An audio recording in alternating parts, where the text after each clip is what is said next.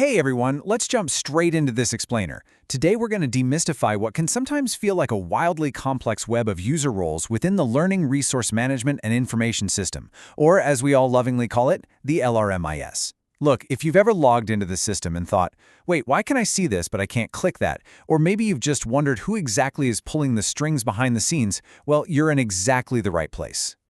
To really get this, I want you to think of the LRMIS as this massive nationwide river of knowledge.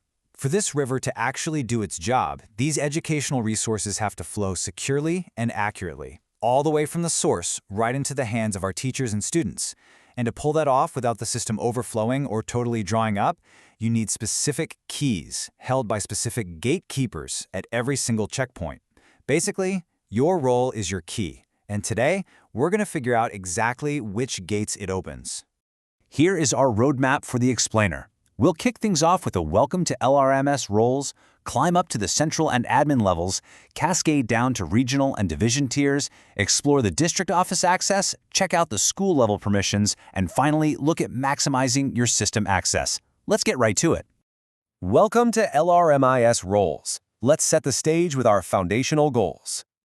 Our primary objective today is super straightforward. We want to clearly define and differentiate these roles, and we're going to illustrate exactly how they play out in the real world. By the end of our time together, whether you're stationed at a regional office or managing the library at a local public school, you will absolutely know your exact boundaries and, frankly, your superpowers within this digital ecosystem. So, the whole system brilliantly operates on a rule of 3 for our system keys. Literally every role you'll see today boils down to one of these 3 archetypes. First, you have your administrators. They have total control, managing users and building the very structure of the system. Second, the resource editors. These are your active contributors, adding and importing the actual learning resources. And third, the resource viewers. They're the observers who search, view dashboards, and actually use the resources, but they don't alter the core data. Just keep these 3 in mind as we travel down the hierarchy. Section 2. Central and admin levels. Let's head to the absolute top of the hierarchy to see where the flow begins.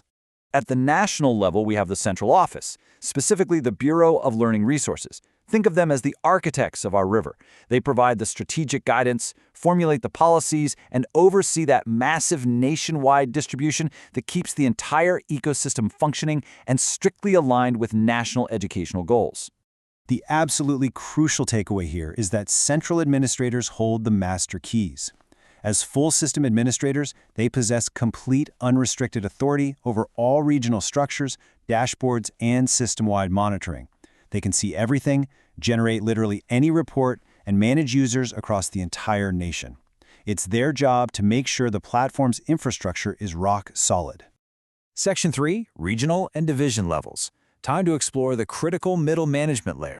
If you're operating at these levels, your job is essentially to guide the river. You aren't writing the nationwide policy from scratch, but you are the one standardizing it for your specific area.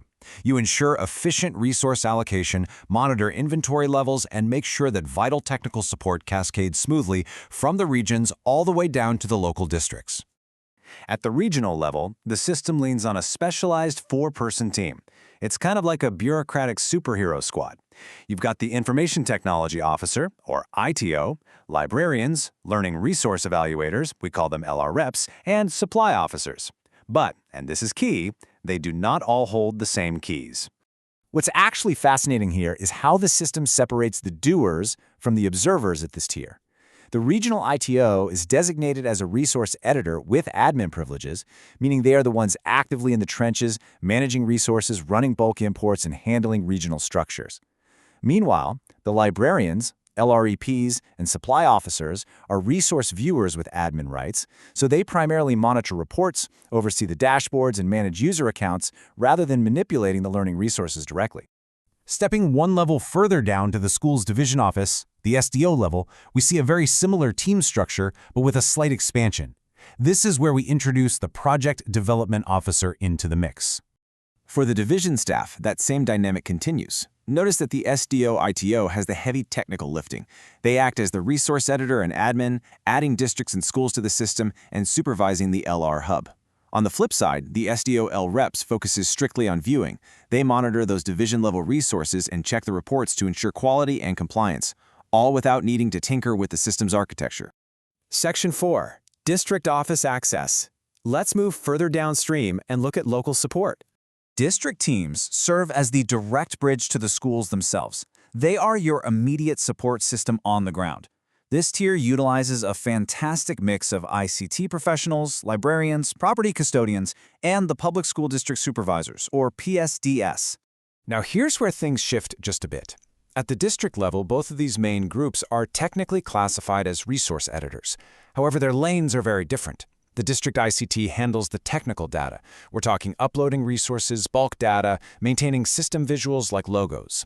Conversely, the supervisors, librarians, and custodians manage the organizational side. They monitor user activity, manage district-level accounts, and update the actual profiles of the schools in their district. It's a really perfect division of labor. Section 5. School-level permissions. The ultimate destination. For our frontline educators and school administrators, this is the most vital step of all. This is exactly where those digital resources finally meet the students in the classroom. The focus here is heavily on distribution, highly accurate inventory, and immediate, frictionless access. Okay, the permission breakdown here is absolutely essential for all school personnel to understand. School ICTs and librarians, you are the resource editors. You actively input data, conduct those crucial pre-inventory counts, and generate school-level reports. Notice, though, you don't manage user accounts. That's handled higher up. The school principal is a resource viewer. They monitor the overall school dashboard to maintain a bird's-eye view without getting bogged down in data entry, which, let's be honest, every principal appreciates. And finally, the teacher. Teachers are resource viewers with highly focused access. They log in simply to view and pull the specific resources assigned to them to teach their students. No clutter, just the tools they need. Section 6. Maximizing your system access. Let's talk about putting all this into practice. Here's the thing. Regardless of whether you're a central administrator shaping national policy or a school teacher looking for a specific Tuesday reading module, the security, accuracy, and overall success of the LRMS rely entirely on unity. It's like a giant puzzle. It relies on everyone perfectly executing their specific assigned role. When an editor edits, a viewer views, and an admin administrates, the whole system becomes completely frictionless. So, as we wrap up this explainer, I really want to leave you with this one thought. Knowing your specific permissions today, how will you use your unique role to eliminate bottlenecks and empower the students in your care? The river of knowledge is flowing right now. Are you ready to take the wheel and guide it?